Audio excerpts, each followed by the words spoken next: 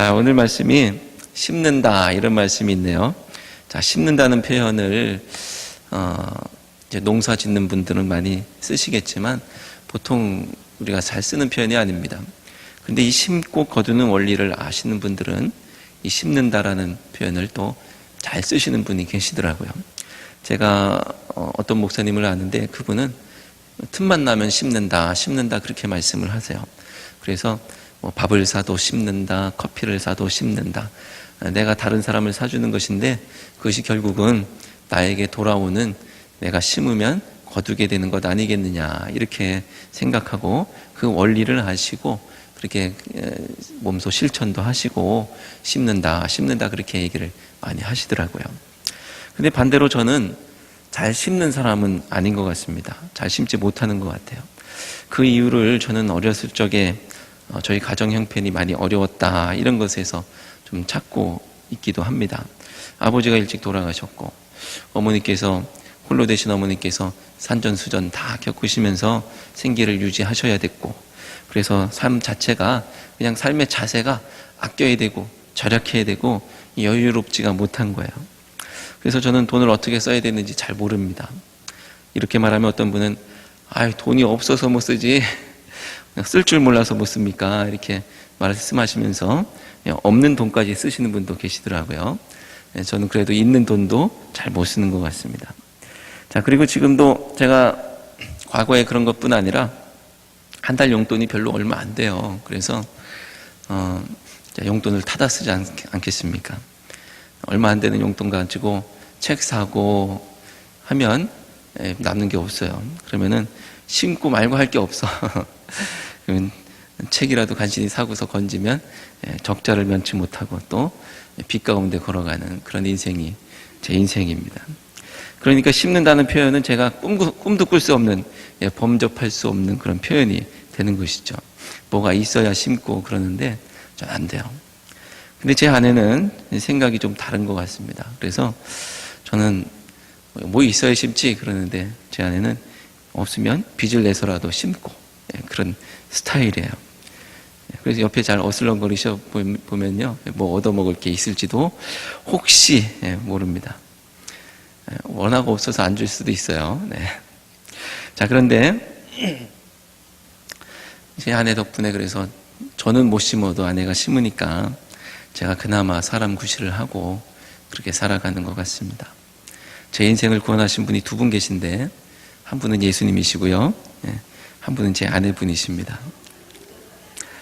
자, 고린도후서 8장과 9장 이 말씀이 어떤 말씀이냐면요, 이 예루살렘 교회에 있는 가난한 성도들에게 바울이 이제 헌금 사업을 진행하면서 그 예루살렘 교회 성도들에게 헌금을 좀 합시다, 그들을 도웁시다 라고 하면서 이방 교회들을 다니면서 막 헌금 이제 사업을 하고 있었거든요. 그 중에서 이제 고린도 교회 성도들에게 그들에게 미리 말해놓은 헌금 사업에 또 동참하고 이어가기를 좀 바라는 마음으로 바울이 기록한 서신의 일부입니다. 그래서 이 본문, 이 8장과 9장 이 말씀을 우리는 이 말씀을 통해서 헌금에 대한 태도에 대해서도 좀 배울 수가 있고, 또 다른 사람들을 어떻게 돕겠는가라는 그 마음도 좀 배울 수 있는 그런 성경이 되는 것이죠. 자, 그래서 오늘은 읽은 말씀은 9장 6절부터 10절 말씀이지만 8장 9장 전체의 말씀을 좀 훑어보면서 가도 무방할 것 같습니다. 자, 그래서 한 번씩 보면요, 제일 먼저 8장 1절부터 5절까지의 말씀을 보면요, 어떤 말씀이냐, 이 헌금의 태도를 좀 배울 수 있는 게 뭐냐면 먼저 자신을 주께 드려야 한다라는 원리를 이 1절부터 5절까지의 말씀을 통해서 볼 수가 있습니다. 바울은 고린도 교회 성도들에게 이 헌금을 독려하면서 마게도냐 지역의 성도들의 헌금의 모범에 대해서 이제 먼저 자랑을 한 거예요. 야, 마게도냐 성도들이 이렇게 헌금을 잘하고 있어라고 이렇게 자랑을 한 거죠. 그들은 환난과 시련이 있었지만 기대했던 것 이상으로 헌금의 본을 보여주었다. 그러니 고린도 교회 성도들 여러분들도 헌금을 좀 적극적으로 동참하십시오, 이렇게 말하는 겁니다. 그들이 바울이 기대했던 것 이상으로 열심히 헌금을 할 수 있었던 비결이 뭐냐? 마게도냐 성도들이 어떻게 그렇게 잘할 수 있었느냐? 그들이 주님께 헌신되었기 때문이라는 거야. 그래서 5절 중반에 있는 말씀이 그런 것이죠. 먼저 자신을 주께 드리고, 먼저 자신을 주께 드리고, 헌금을 얼마 하기 이전에 먼저 이 마게도냐 성도들이 자신을 주께 드렸다라는 겁니다. 나를 주님께 드리면 껍데기가 아니라 마음의 중심으로부터 할 수 있다라는 거예요. 그러니까 자기 인생을 드리고 목숨을 바쳤는데 뭐 재고 말고 할 게 뭐가 있겠느냐라는 것이죠. 이미 더 큰 걸 드렸어요. 이미 인생을 드리고 자신을 주께 드렸으니까 헌금 뭐 얼마 하고 뭐 이런 거는 문제가 되지 않는다라는 것입니다. 그들이 그 비결로 그렇게 열심히 헌금할 수 있었다. 그러니 여러분들도 헌금할 때 먼저 자신을 하나님 앞에 드리십시오. 이것이 헌금의 원리입니다라는 이야기를 하고 있는 것입니다. 자, 하루는 예수님께서 성전에 앉으셔서 그 안에 있는 헌금함을 바라보고 계셨습니다. 헌금함을 보고 계신데 가난한 과부도 헌금을 하고 또 부자들도 헌금을 했습니다. 자, 그 모양을 보시면서 가르침을 주시는데 이렇게 말씀하시죠. 과부는 없는 중에 전부를 드렸고 부자들은 많은 중에 조금 드렸다. 이렇게 말씀하시죠. 자, 헌금의 절대 양으로 치면 아무리 적게 냈다고 해도 부자들이 낸 헌금이 더 많았을 겁니다. 하지만 예수님께서 헌금함을 바라보시면서 가지고 계셨던 그 관점이 우리가 생각했던 거하고 좀 달랐어요. 어떤 관점이었냐 하면요, 12장 41절 마가복음 12장 41절에 이렇게 말씀합니다. 예수께서 헌금함을 대하여 앉으사 무리가 어떻게 헌금함에 돈을 넣는가를 보실세라고 말씀하고 있어요. 자, 무리가 헌금함에 돈을 어떻게 넣는가라는 걸 보시는 거예요. 자, 우리의 생각은, 우리의 관점은 뭐냐면 얼마나 넣는가라는 것을 이제 보고 또 얼마를 할까라는 것을 관심 가질 수밖에 없는데, 예수님께서 보시는 관점은 어떻게 넣는가라는 것이었다는 것이죠. 그가 헌신되어 있는가. 많이 냈다고 하더라도 헌신되지 않았으면 그건 얼마 내지 않은 거라고 예수님은 보시는 것이고, 조금이라도 헌신되어서 예수님 앞에, 하나님 앞에 자신을 먼저 드리는 헌금이다라고 한다면 예수님께서 보실 때 그것은 중심으로 그리고 진실되게 마음을 다하여서 드리는 헌금이 되겠다라는 것이죠. 사랑하는 성도 여러분, 먼저 자신을 주께 드릴 수 있는 우리 모두가 되시기를 바랍니다. 그러면 하나님께서 받으시고 기뻐하실 줄로 믿습니다. 자, 두 번째 원리는 8장 6절부터 9절까지에 있는 말씀입니다. 그 안에서 어떤 원리를 볼 수 있느냐 하면요, 자, 헌금이 사랑의 진실함을 증명하는 방법이다라는 거예요. 헌금이 내 사랑과 내가 섬기고자 하는 마음, 이런 것들의 진실함을 증명하는 방법이 되겠다. 물론 이게 금액이 아니라는 것은 방금 말씀을 통해서 아실 겁니다. 우리는 말로는 사랑한다, 관심 있다 이렇게 말을 하는데요, 근데 어려운 일을 보고서는 말은 그렇게 하는데 잘 앞서서 나가지 못하는 경우가 있습니다. 자, 그러니까 정말 사랑하는 건지 아닌지 가늠할 수가 없을 때가 있죠. 자, 부모님들 중에는 자녀들이 힘들고 어렵게 뭔가 어떤 문제 앞에서 낑낑거리고 있으면 도와주고 싶은 마음이 막 불타오를 겁니다. 그래서 요즘에는 뭐 헬리콥터 맘이라든지 뭐 캥거루는 옛날 얘기인가요? 예. 아무튼 자녀들 일거수일투족을 다 도와주려고 옆에서 막 붙어가지고 하는 그런 경우도 있습니다.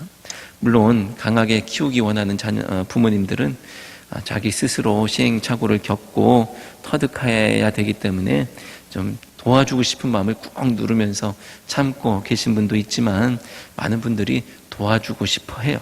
뭔가를 하려고 해요. 그러니까 정말 사랑하니까 막 도와주고 싶은 것이죠. 자, 그러니까 그렇기 때문에 바울은 이 예루살렘 교회의 가난한 성도들 향한 그들의 사랑을 헌금이라는 구체적인 방법을 통해서 한번 증명해보자, 이렇게 말하고 있는 것입니다.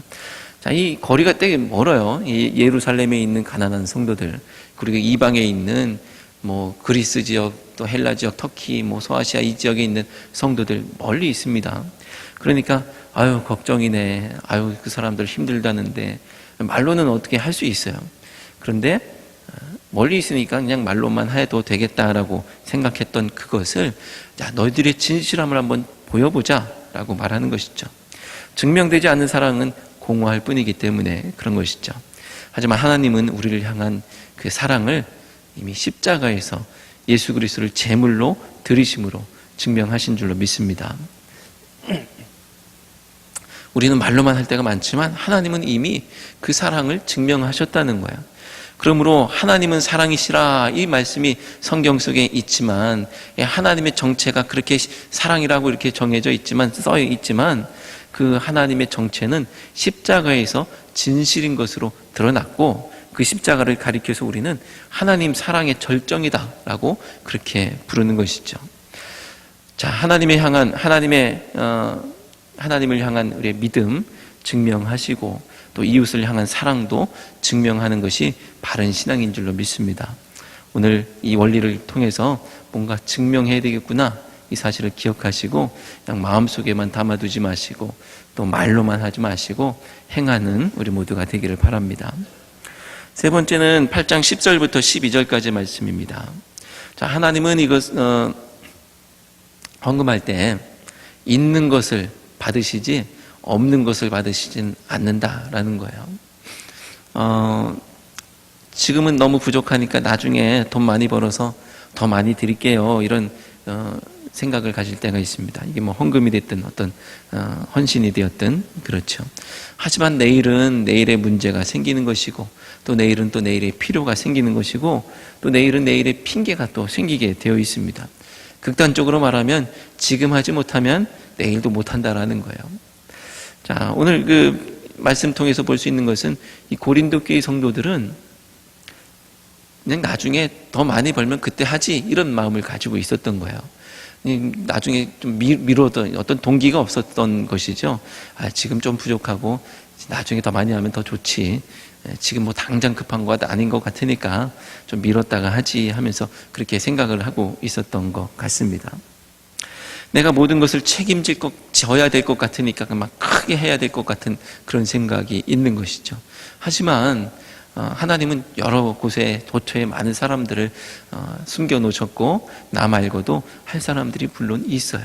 그렇기 때문에 내가 다 책임져야 된다는 큰 부담을 가지는 것이 아니고 나는 내가 할 수 있는 최선을 다한다.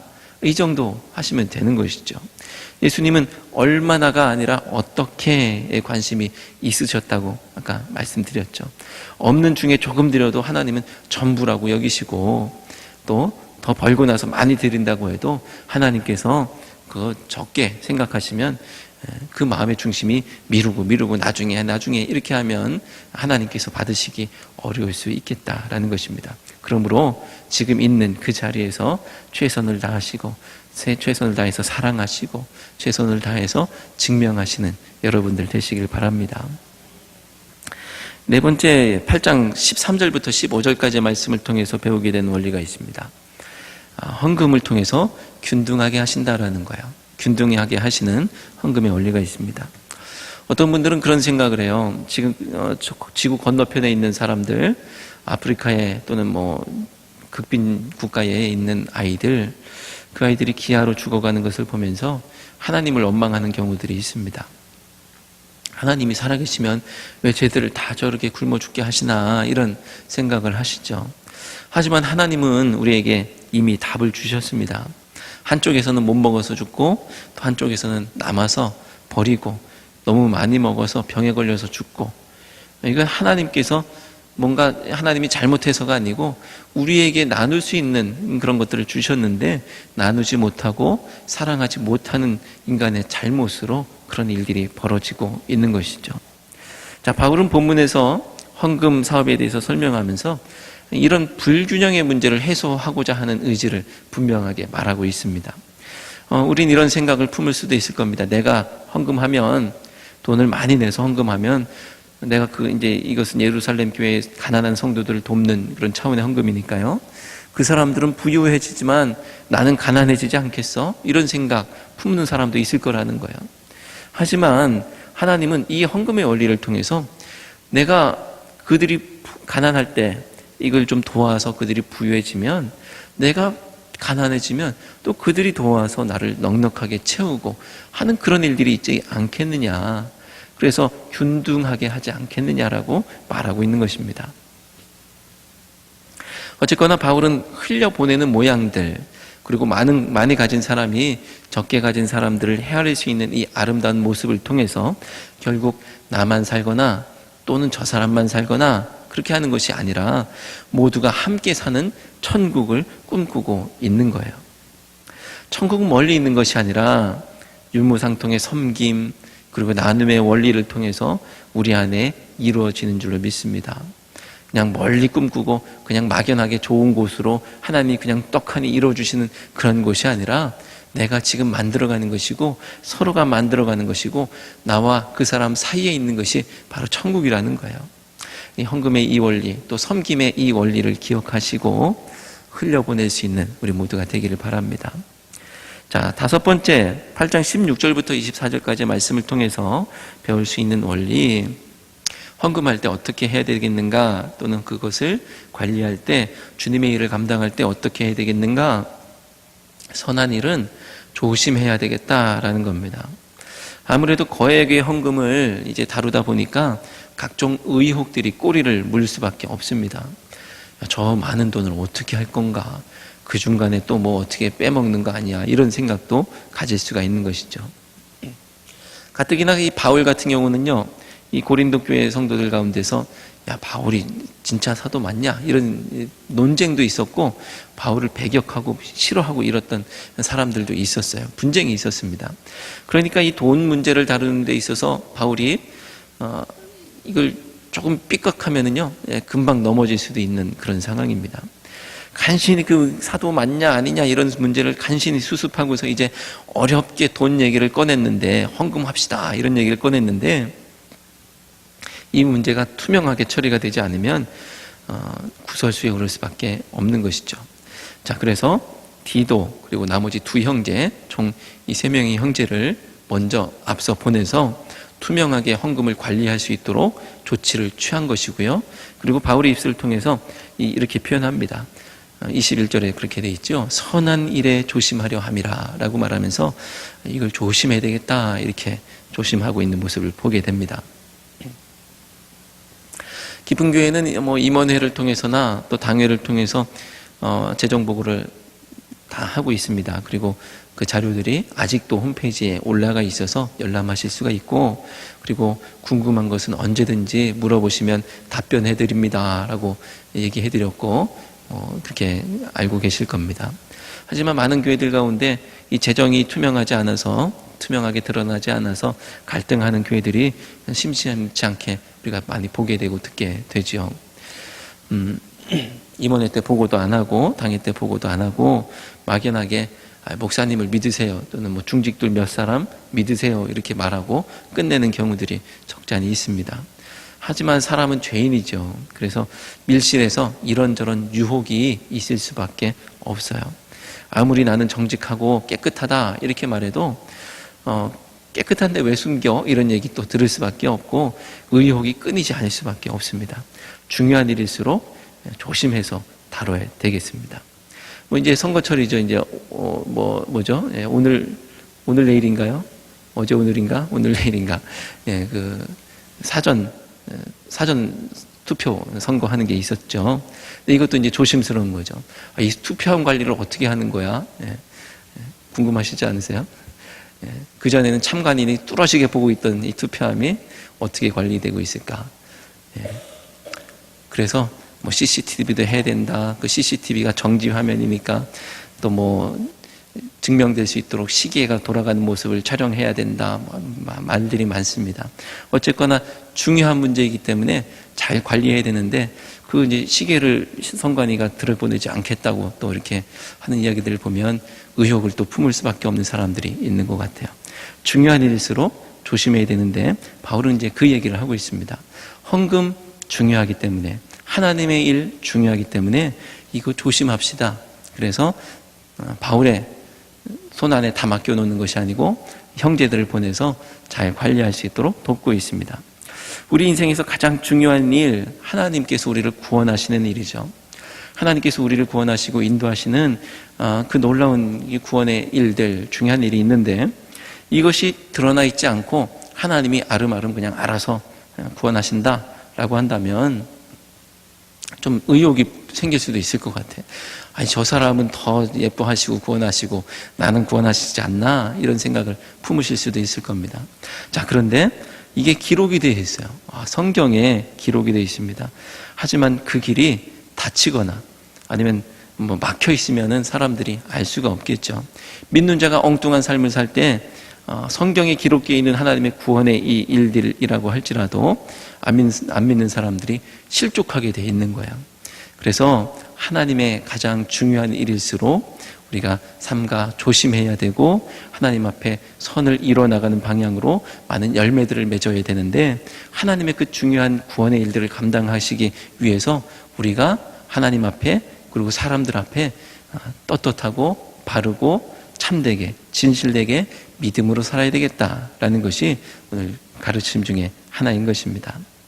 자, 6번째, 오늘 아침 9장 1절부터 5절까지의 말씀을 통해서 함께 나눴던 말씀인데, 헌금을 통해서 헌금의 원리, 하나님의 일을 감당하는 원리, 잘 준비해야 억지가 아니다, 이런 말씀을 나눴습니다. 잘 준비해야 억지가 아니다. 자, 이것은 헌금을 하는 사람의 태도이기도 하고 다른 사람을 구제하고자 하는 사람의 태도이기도 합니다. 잘 준비하지 않으면 억지가 되기 쉽습니다. 준비되지 않으면 헌금이 헌금답지도 않고 섬기는 모양들이 억지가 되기 쉽다는 거예요. 준비 여부에 따라서 결과가 달라질 수도 있겠다라는 겁니다. 성경에는 준비되지 않은 상황에 갑자기 오시는 주님의 모습, 또 주인이 와서 책망하고 또 당황케 하는 그런 모습들이 종종 등장하죠. 갑자기 온 주인도 그렇고 또 준비 안 한 종들도 그렇고 얼마나 피차 민망하겠습니까? 학창 시절을 떠올려 보면요, 이런 일들이 있습니다. 쉬는 시간에, 그 짧은 10분 쉬는 시간에 아이들이 막 난리를 치고 놀아요. 그러면 종이 땡동 땡동 하면서 이제 치죠. 그러면은 이제 수업이 시작되는구나 하고 선생님이 오시겠지 하고 막 쉬는 시간 10분 동안 난리를 치던 것과는 정반대의 모습으로 딱 조용히 이제 선생님을 기다립니다. 그러면 선생님이 오셔서 아주 안정되게 수업할 맛 난다, 이렇게 준비되어 있구나, 이렇게 수업을 할 수 있는데, 근데 한창 놀다 보면 여러분 경험이 있으신지 모르겠습니다. 종소리를 못 들어요. 종소리를 못 들어. 수업이 시작되는 줄 몰라. 그러면은 난리를 치고 있는데 선생님이 벌써 문 앞에 탁 문을 열고 그냥 바라보고 계시다가 이제 다 책상 위로 올라가 이렇게 되기도 하고 혼나기도 하고 그런 일들이 벌어집니다. 준비하지 못하니까 선생님도 화가 나고 아이들도 그래요. 선생님은 황당하고 아이들은 당황스럽고 수업을 받겠다는 거냐 말겠다는 거냐, 이런 일들이 벌어지죠. 자, 하나님의 일은 갑자기 임기응변식으로 할 수가 없다라는 거예요. 자, 헌금합시다 했을 때 갑자기 막 어디 있지 하면서 막 지갑을 찾는 그런 것이 아니라 잘 준비해서 해야 억지가 아니겠다. 그래야 하나님께서 받으시고 우리도 즐겁고 기쁘고 하나님도 기뻐 받으신다라는 것입니다. 오늘 읽은 본문 말씀을 통해서 보는 원리는 넉넉히 해야 한다는 거예요. 오늘 넉넉하게 해야 억지가 아니라는 말씀을 오늘 말씀을 통해서 보게 됩니다. 오늘 말씀 보니까 이런 표현들이 많이 나옵니다. 많이, 넘치게, 넉넉하여, 풍성하게, 더하게, 즐겨, 이런 표현들이 나옵니다. 하나님께서 어떻게 헌금하기를 원하시는지를 알 수 있는 대목인데 어떤 분들은 좀 오해할 수도 있을 것 같습니다. 아까는 얼마나가 아니라고 하셨으면서 얼마나 아니고 어떻게라고 말씀하셨는데 지금 보니까 얼마나, 되게 많이 해야 되는 것처럼 말씀하고 있는데요, 이렇게 말씀하실 수도 있을 것 같아요. 이제 무조건 많이 하라는 거구나, 이런 생각인데요, 그게 아니고 오늘 좀 더 깊은 뜻을 이해할 필요가 있을 것 같습니다. 꽤 된 것 같아요. 이 전도사님들하고 함께 부대 앞에 미스진 햄버거가 있어요. 그죠? 거기 가서 햄버거를 먹은 적이 있습니다. 기억이나 하려나 모르겠어요. 자, 햄버거를 먹으러 갔는데 햄버거에는 음료수가 따라와야 제맛인가 봅니다. 그래서 저는 평소에 고기를 먹을 때나 치킨 먹을 때 조금 먹는 거 빼고는 음료수를 잘 찾지 않기 때문에 별 생각이 없었는데 어렴풋한 기억에는 이 음료수를 어떻게 시키긴 시킨 것 같아요. 그런데 멋있게 한 사람 앞에 한 사람 한 개씩 음료수 마셔 딱 시켰으면 좋을 텐데 기억에는 잘 어렴풋한 기억이라서 모르겠어요. 두 사람이 하나씩 시켰나? 하나 모자라게 시켰나? 모르겠습니다. 제 생각에 하나가 너무 많다. 이게 음료수가 많이 많잖아요. 그렇게 생각했는데 이런 일이 미리 계획된 것이었다고 한다면 제 아내가 미리 코치를 해서 음료수를 한 사람 앞에 하나씩 시켜줘라 했겠지만 계획된 사건이 아니었습니다. 어찌 분위기가 이상해서 음료수를 더 시켜달라고 했으면 좋았을 텐데 그러진 않은 것 같아요. 그래서 집에 왔을 때 음료수는 시켜줬느냐 아내의 물음에 사실대로 말했어요. 다 못 시켜줬, 하나씩은 못했다. 그랬더니 혼났죠. 사주고도 욕먹겠다. 이런 얘기입니다. 자, 회사에서 회식할 때 사장님이나 부장님들이 마음껏 먹어. 이렇게 말했는데 나는 짜장면 이렇게 말하는 거하고 뭐가 다르냐? 이런 얘기입니다. 별반 다르지 않은 것이죠. 자, 뭔가를 하는 것 같긴 한데 풍족하지 않은 거예요. 뭔가를 대접한 것 같은데 풍족하지 않은 거예요. 자, 인색함으로 한 것은 아니지만 인색해 보이고 또 그렇게 하면 그 속에 마음이 담겼다고 생각할 수 있기 때문에 그 마음을 느낄 수가 없는 겁니다. 풍족하게 대접해주면 우리를 야, 이렇게 지극하게 정성스럽게 대접해주는구나 이렇게 생각을 하죠. 바울이 원하는 것이 바로 이런 마음입니다. 이런 마음. 무조건 헌금을 많이 해야지 복 주신다 이런 얘기가 아니라 그 마음, 헌금이 되었건 구제가 되었건 아니면 손대접이 되었건 풍족하지 않으면 안 하니만 못할 때가 있다라는 거예요. 하고도 욕먹는 그런 일들. 제가 전에 교회에 있을 때 거기서 사역할 때 한 번은 제가 이제 교구장님들이 계셨습니다. 교구장님들 식사 대접을 하겠다고 감사의 마음을 담아서 이분들에게 내가 대접을 한번 해주고 싶다 하는 마음으로 기회를 마련했습니다. 교회 재정으로 밥 사고 그렇게 한 게 아니고 제가 없는 살림을 막 짜내가지고 이 정도면 되겠지 하고서 대접을 하려고 했어요. 제가 쓸 수 있는 금액이 빠듯하기 때문에 사람 숫자를 곱하고 이게 얼마니까 그거 곱하기 얼마 이렇게 하면은 계산이 나오죠. 그래서 이 정도 금액이면 되겠구나 생각하고 먹으러 갔어요. 좋은데. 자, 그런데 풍족하게 먹으려면 더 먹을 수도 있고 여기 1인분 추가요 이런 것도 있잖아요. 그런 걸 계산을 못했어.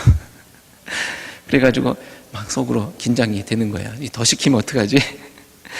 자, 그래서 마음이 조마조마하면서 오버되면 안 되는데 이런 마음이 졸였던 시간이 있었습니다. 자, 만약에 그 순간 여기 1인분 추가요 이런 상황이 된다고 한다면 저는 어떤 마음을 품어야 될까라는 것인데 1번 그만 먹어 2번 마음껏 드세요. 자, 어떻게 해야 될까요? 돈을 생각하니까 어려워요. 그죠? 이 바울이 지금 답을 주고 있는 게 마음껏 먹어라고 말하라는 겁니다. 이때 필요한 마음이 또 이전에 이미 그 밥을 사겠다라고 마음을 먹었을 때 섬기겠다고 대접하겠다고 마음을 먹었을 때 가져야 할 마음이 바로 그런 것이었다라는 것인데 그게 심는다라는 마음입니다. 이 마음이 없으면 아까울 뿐이에요. 근데 더 이상 그 마음이 없고 아까울 뿐이면 더 이상 헌금도 헌금이 아니고 섬김도 구제도 섬김과 구제가 아니게 되더라는 것입니다. 지금 당장은 어려워도 지금 당장은 힘들어도 지금 당장은 빚을 내야 하더라도 헌금하고 또 구제하고 대접하고 섬길 수 있는 근거 그게 뭐냐?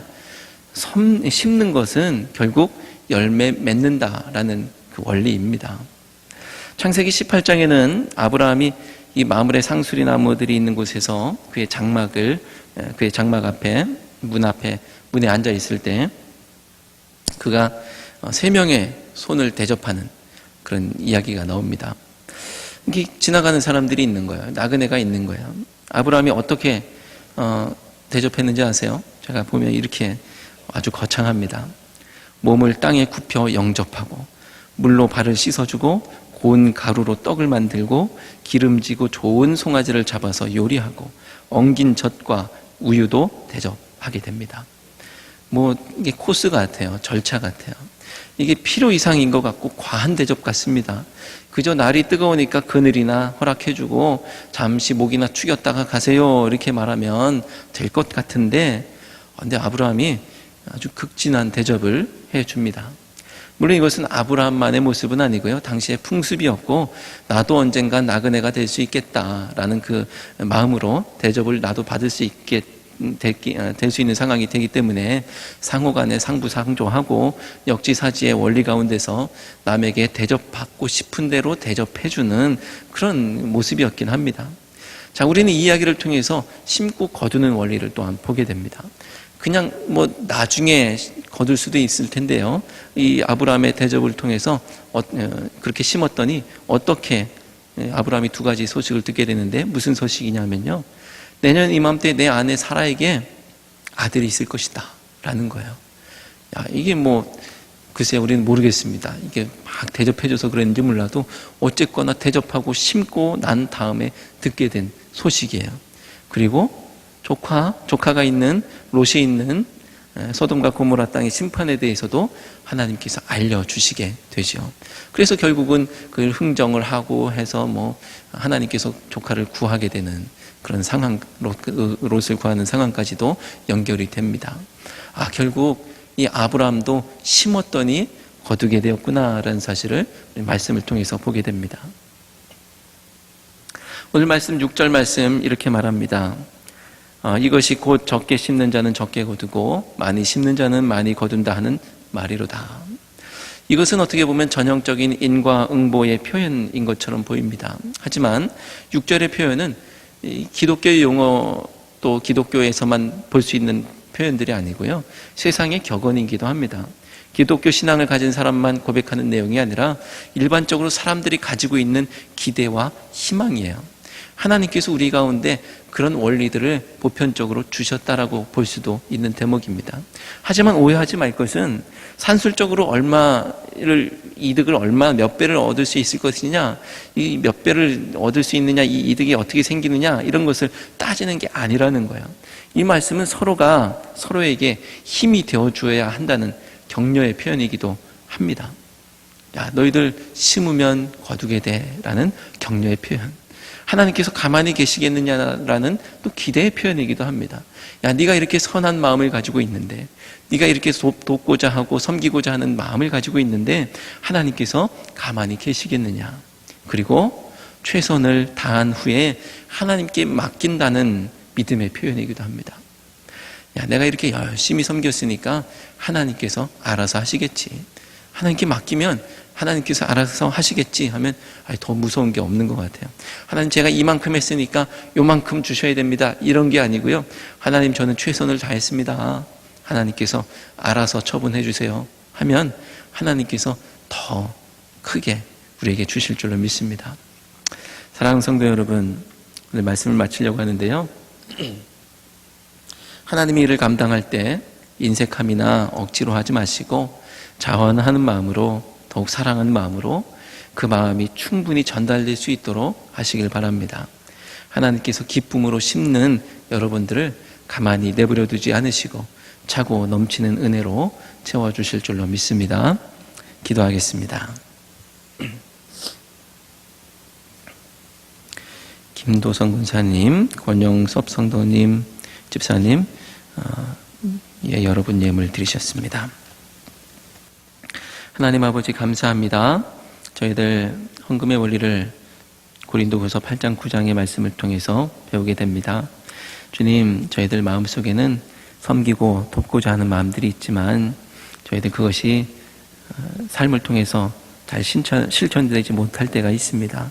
아버지, 그것이 저희들의 예물을 통하여서 또 섬김과 또 헌신을 통하여서 증명될 수 있도록 도와주시옵고, 하나님께서 그 마음의 중심을 얼마나 기뻐 받으시는지를 또한 하나님의 또 살아계심을 증명해 주심으로 저희들 또한 느낄 수 있는 그런 믿음의 관계와 은혜가 될 수 있도록 도와주시옵소서.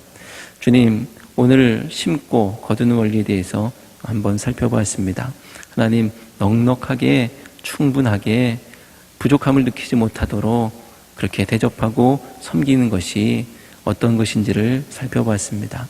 하나님, 저희들 삶 속에 만나게 되는 사람들에게 저희들 인색하지 않게 하시고 주의 사랑의 그 깊이와 넓이가 얼마나 크고 넓은지를 전할 수 있는 저희들의 사랑과 헌신이 될 수 있도록 도와주시옵소서. 아버지 하나님, 그렇게 드릴 때에 하나님께서 외면하지 않으시고 그렇게 심을 때에 거두게 하시고 열매 맺게 하시고 가만히 계시지 아니하심을 저희들 삶을 통해서 느끼고 배울 수 있도록 또 깨달을 수 있도록 경험할 수 있도록 도와주시옵소서. 예수 그리스도의 이름으로 기도드립니다. 아멘.